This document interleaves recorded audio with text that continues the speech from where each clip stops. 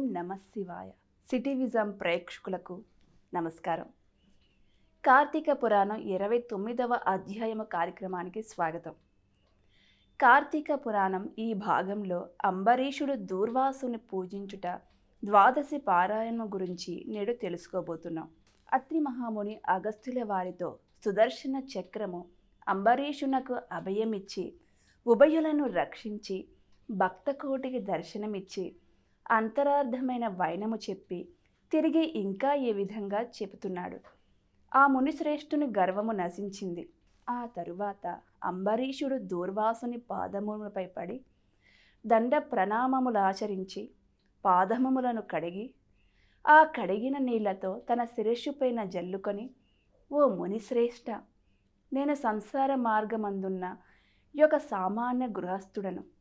నా శక్తి కొలది నేను శ్రీమన్నారాయణుని సేవింతును. ద్వాదశి వ్రతము చేసుకొనుచు ప్రజలకు ఎట్టి కీడు రాకుండా ధర్మవర్తునుడనై రాజ్యమేలుచున్నాను. నా వలన మీకు సంభవించిన కష్టమునకు నన్ను మన్నింపుడు.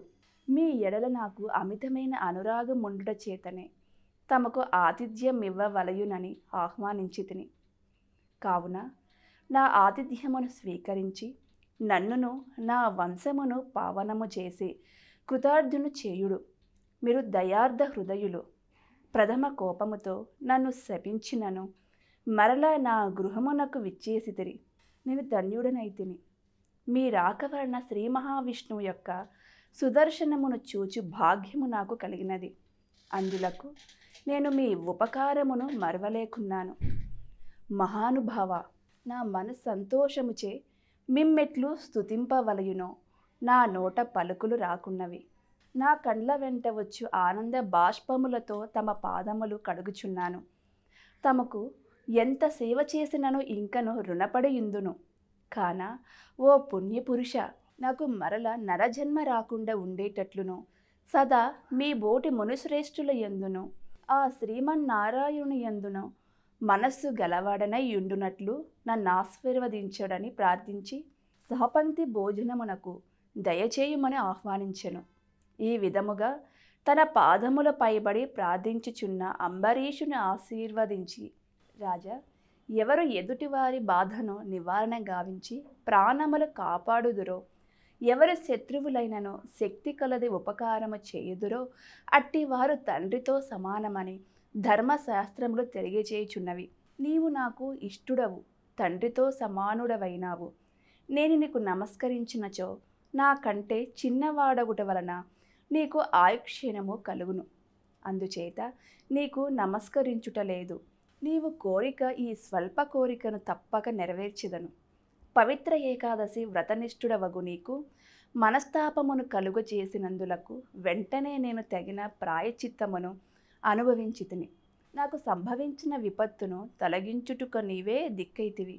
నీతో భోజనము చేయుట నా భాగ్యముగాక మరొకటి యగునా అని దూర్వాస మహాముని పలికి అంబరీషుని అభీష్టము ప్రకారము పంచభక్ష పరమాన్నములతో సంతృప్తిగా విందారగించి అతని భక్తిని కడుంగడు ప్రశంసించి అంబరీషుని దీవించి సెలవు పొంది తన ఆశ్రమునకు వెళ్ళెను. ఈ వృత్తాంతమంతయు కార్తీక శుద్ధ ద్వాదశి దినమున జరిగినది. కావున ఓ అగస్త్య మహాముని, ద్వాదశి వ్రత ప్రభావం ఎత్తటి మహత్యము గలదో గ్రహించితివి గదా. ఆ దినమున విష్ణుమూర్తి క్షీరసాగరమందున శేషశయ్యపై నుండి లేచి ప్రసన్న మనస్కుడై ఉండును. కనుకనే ఆ రోజుకంతటి శ్రేష్టతయము మహిమ కలిగినది. ఆ దినమున చేసిన పుణ్యము ఇతర దినములలో పంచదానములు చేసినంత ఫలమును పొందును. ఏ మనుజుడు కార్తీక శుద్ధ ఏకాదశి రోజున శుష్కోపవాసముండి పగలెల్ల హరినామ సంకీర్తన చే గడిపి ఆ రాత్రంతయు పురాణము చదువుతూ లేక వింటూ జాగరణ చేసి ఆ మరునాడు అనగా ద్వాదశి నాడు తన శక్తి కొలది శ్రీమన్నారాయణునకు ప్రీతి కొలకు దానములిచ్చి బ్రాహ్మణులతో కూడి భోజనము చేయునో అట్టివాని సర్వ పాపములు ఈ వ్రత ప్రభావము వలన పటాపంచలైపోవును. ద్వాదశి దినము శ్రీమన్నారాయణునకు ప్రీతికరమైన దినము కనుక ఆనాడు ద్వాదశి ఘడియలు తక్కువగా ఎన్నును. ఆ గడియలు దాటకుండానే భుజింపవలెను. ఎవరికైతే వైకుంఠంలో స్థిర నివాసం ఏర్పరచుకొని ఉండాలని కోరిక ఉండనో అట్టివారు ఏకాదశి వ్రతము ద్వాదశి వ్రతము రెండును చేయవలెను. ఏ ఒక్కటిను విడవకూడదు.